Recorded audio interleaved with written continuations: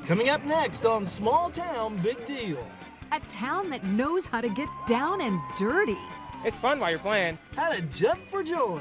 It's like a rite of passage for people that grow up here. And how to dash and splash. In a competition, you have to see to believe.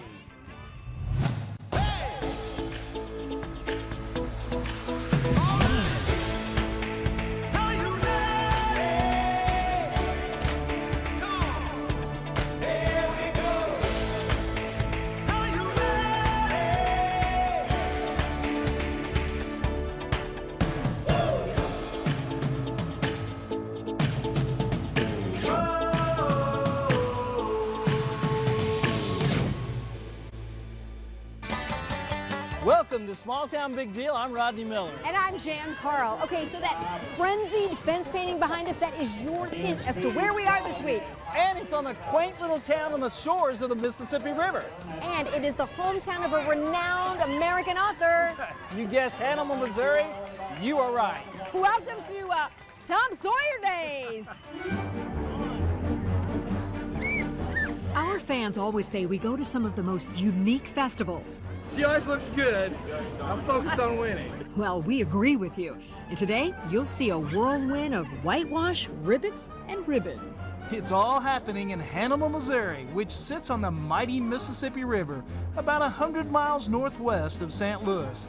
Population, a little over 17,000. It's one of the best-known small towns in the world. Well, what took us so long to get here? Yeah. Its fame is due to its most celebrated resident, Samuel Langhorne Clemens, better known as Mark Twain, world-renowned author of The Adventures of Tom Sawyer and The Adventures of Huckleberry Finn. And there's something very special about Hannibal. The people and their heart. That's what Hannibal's all about. Mark Twain never lost his deep love for his hometown. When Mark Twain left, he says, don't change anything until I get back. And he hasn't returned yet, and a lot of people like to keep it just the way it was. That's awesome. And that's what Tom Sawyer Days celebrates.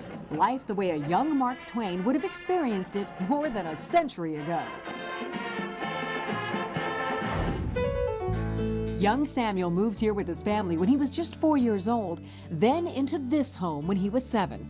The town inspired so much of his writing. The people coming to Hannibal are looking for that inspiration that Mark Twain had. From his bedroom window, Clemens could see the Mississippi River rolling by, and it was working on the river that inspired his pen name. He was also a riverboat captain, and Mark Twain is the navigation term for the depth of water for a riverboat to go through then, and I think it was somewhere around 14 feet. 2 fathoms. Look at that. She's our resident expert. Resident expert.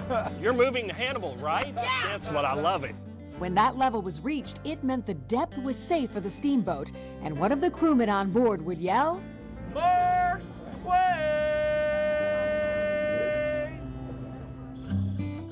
Twain lived in Hannibal until he was 18. It definitely is his muse. He said, I always come back to Hannibal, even if it's just in my mind's eye. Once we're inside, everyone please just stick together. When Twain writes about McDougal's Cave in Tom Sawyer, he's talking about this cave, now aptly named Mark Twain Cave. He explored this cave as a boy, and the memories of its winding passages never left him. It's so neat to have read The Adventures of Tom Sawyer and other Mark Twain's books and see the actual place that he was talking about. I mean, There are miles of pathways, endless places for a young Twain to hide and play. We are actually right about 250 feet below ground.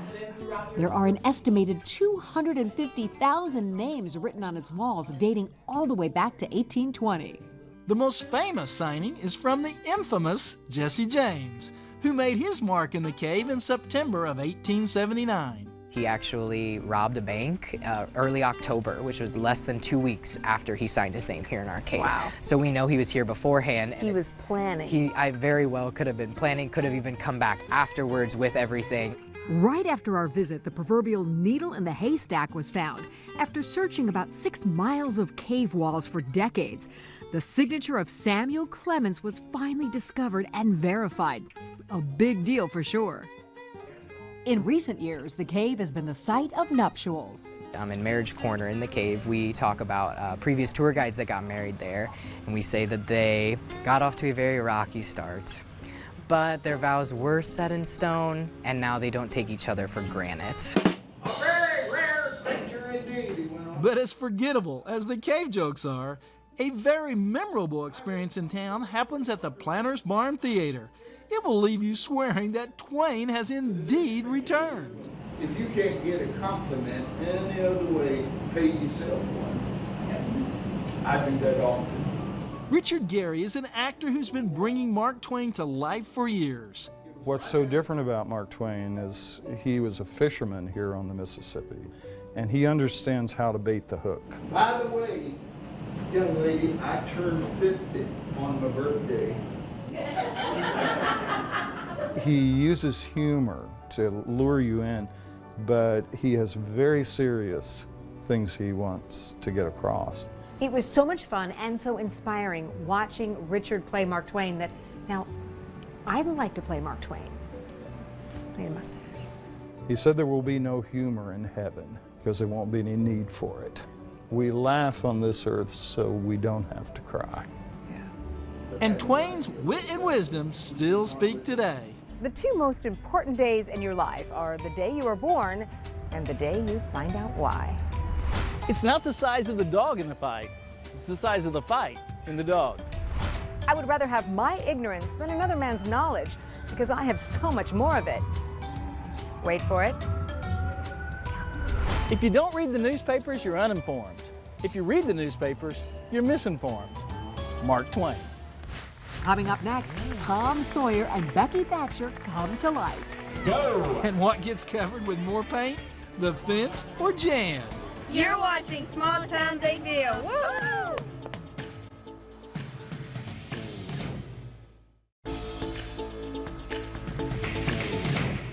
Welcome back to Small Town Big Deal. Jan and I are in Hannibal, Missouri for Tom Sawyer Days. It's an annual 3-day summer festival that celebrates life along the Mississippi River in the literary world of Mark Twain. Two of Twain's most famous characters are Tom Sawyer and Becky Thatcher. And Hannibal has a fun way of bringing them back to life. I'd like to invite all of the former Toms and Beckys who are in the crowd to raise both hands and wave at the crowd. For more than 6 decades, a contest has been held to select 7th graders to serve as ambassadors for Hannibal. 5 Toms and 5 Beckys, with 1 official pair. Their number 1 priority is to greet a tourist and to make them feel welcome. The town Central Park is standing room only as they are about to name who will be the official Tom and Becky for the next 12 months. Judges hear speeches, conduct interviews, and there is a massive test on Mark Twain and on Hannibal's rich history. 129 question test. Yes, it was. Wow. So you have I almost fell over at the thought of it. you have to know all of Twain's siblings. You have to know his children. You have to know his timeline. You have to know books that he's written. Judges even follow the would-be ambassadors around town. And they score them on their interaction with tourists, their portrayal of the characters. This is pretty intense. And after all that, which two will be the official Tom and Becky?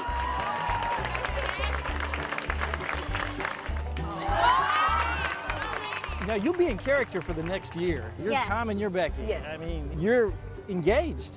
Yes. So, are you planning on doing a lot of smooching, or have you already been doing a lot of smooching? No, sir, and maybe, sir. An optimist. I like an optimist. Yeah. Do you mind if we go through real quick? Oh, go right ahead. There's people in there. These guys in this town are royalty. Tom and Becky can walk downtown. They can go into Java Jive and they'll give them free coffees, free ice cream. You guys enjoy your morning. And they're big shots here, man. They are so loved by everybody in this community. I would recommend the riverboat for you guys, for sure. When I was watching some of you guys on stage, I couldn't believe how articulate you were. I mean, it's like when I was in 7th grade, I couldn't hardly put a sentence together, and you guys were like blowing me away. I can't even talk that good now. That's why I'm here. So I see it now. It's Rodney and Tom versus Jan and Becky.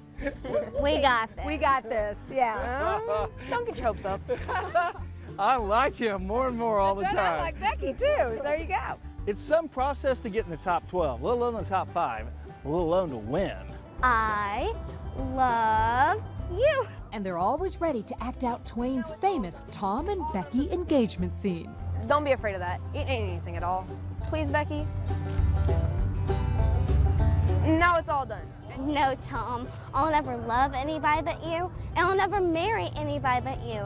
But you ain't to marry anybody but me either. Certainly. Of course. Have any Tom and Beckys ever got married? Coming to school? Yes, they have. They have? Seriously? Yeah, one of our judges were actually a couple that were married. Grant and Christy served as Tom and Becky back in 2007. He found out I was trying out for Tom and Becky, and he said, I am too. That was your sole motivation? You only tried out just to meet her. Pretty much, yeah. That's like the best success story in the world. And the rest is Hannibal history.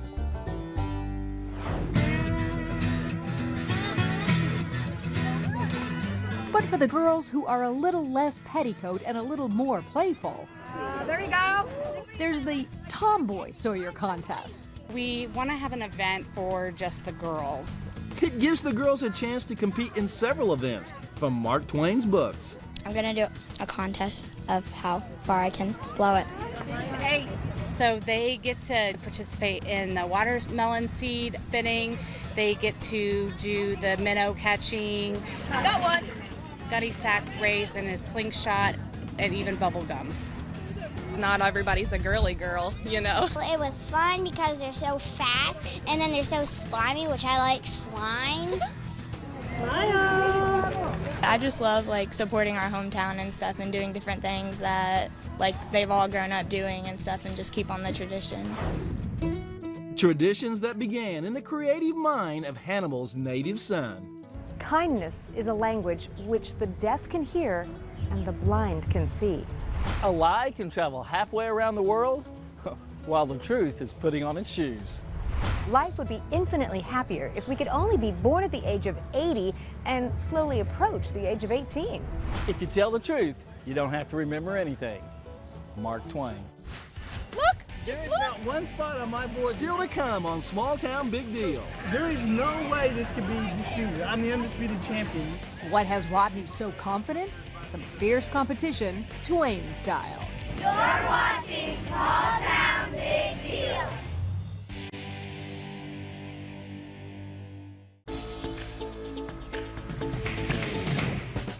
Welcome back to Small Town Big Deal. We are in what's being called the most famous small town in the world. And that is because one of their native sons, Mr. Mark Twain, made it famous around the world with his 2 novels, Tom Sawyer and Huckleberry Finn. But I'll tell you something else. These people know how to have fun. We're here for Tom Sawyer Days, a festival that includes the usual rides and fireworks fun. But there are several noteworthy Mark Twain-inspired competitions that you just don't see every day. 54 inches. Say jump. Where else do you compete in a frog jumping contest? Well, I guess the frog is the one competing. Or how about a whitewash fence painting competition? We're looking for speed, quality, and we look at their costume. The same fences get painted, washed, and repainted all weekend. It's quite the gathering spot, just a few feet from Twain's boyhood home and the original whitewashed fence. Rodney and I have donned our painting duds. It's the co-host division. But there's another challenge down the road we keep hearing about. We're not sure if Mark Twain himself could have thought this one up, Mississippi Mud Volleyball. It's just a blast. Everybody comes out, has a good time, get muddy. The concept is simple. Make some volleyball courts as muddy and murky as humanly possible. Dig some secret holes for a little extra drama, and let the grimy games begin. It's pretty hard to move out there, not gonna lie. You gotta be an athlete. We played on all 3 courts, but that last one's a pretty rough one. When you're playing, it's fine. But when you start, like, we call the timeout, it starts drying up on you, so then you can't move very well. While everybody enjoys the muddy matches, not everyone wants to get down and dirty. In my younger days. Yeah. In my younger days. Bad knee, you know, and we up there tear them up, man. I'm telling you, we'd be good. It's like a rite of passage for people that grow up here. They want to go down there and play mud volleyball. We were on the fence between painting fences or mud volleyball, And painting fences won. Fences won out. Because you didn't want to get dirty. You know, I was kind of game for the mud volleyball until I heard that they hid secret pits that you could be buried up to here in. Go! It didn't take us long to make that decision. And it didn't take long for Rodney to start trash talking. I'm focused on painting. She's focused on the costume. I have my slingshot. I have my corncob pipe. I've had a lot of painting experience. I mean, I've painted the barn, I've painted the chicken house, I've painted fences. You gotta have a frog in your pocket. Oh, yeah, that's good. I hate painting. I have done a lot of painting, so I'm hoping that experience pays off against Jan. Good, ladies and gentlemen, Rodney Miller and Dan Carl up here, so they're going to go head to head. On your marks, get set. Please don't break a hip. Go! Give them a big round. Ah! Paint speed. They're trying to do that.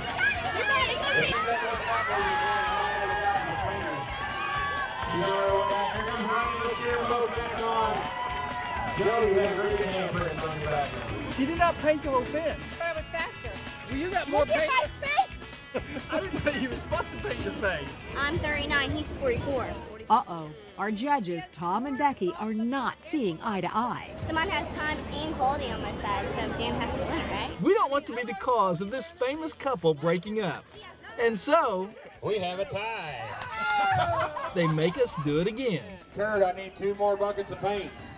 Here we go. Round 2. Go!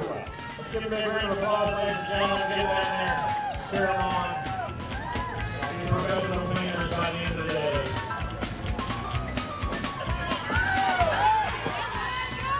All right, they're on their way back. Let's cheer them on. Here they go.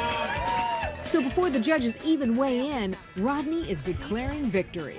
There is not one spot on my board that's not painted. Jen can't admit defeat. There is no way this could be disputed. I'm the undisputed champion. I mean, it should be obvious to all. Well, by our official count, Rodney Miller is the small town big deal winner right there. Nice job, Rodney. In the spirit of good sportsmanship, we remain friends. For now. I think they both did very well. Yes. I think Rodney did win fair and square. I was Team Dan. And I know he was Team Rodney, even though he doesn't want to say it. Oh, no, I was. Yeah. Say this is a lot different than my red carpet days. A little bit. You've come a long way, Jen. I'm so glad I'm hanging out with you, Rodney Miller.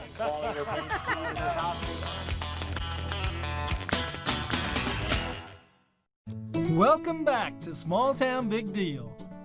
I hope you've enjoyed this episode of Small Town Big Deal. And we hope you've enjoyed Hannibal, Missouri as much as we have. And they have a little bit of everything. They have their very famous resident, Mark Twain. They've got a festival that is really off the charts with unusual things like, okay, whitewashing the fence. That was awesome. Oh, that was really cool. Yeah. And Tom and Becky, I mean, I have never met 2 7th graders who are so articulate. And Jen, I think it's only fitting that you close the show with a Mark Twain quote. Ooh, okay. Okay, I've got one. So, I have found there ain't no surer way to find out if you like people or you hate them than to travel with them. I'm Rodney Miller. And I am the likable Jan Carl. Most of the time. Join us again next week when once again we celebrate the great stories from across America. I guess I've learned to paint neater than you. But you did not paint your whole board. Hey, but I had a better costume and I was faster. So I don't know how they judge. And she's prettier. So I guarantee I don't she's think gonna wait, win. I don't think I'm prettier anymore.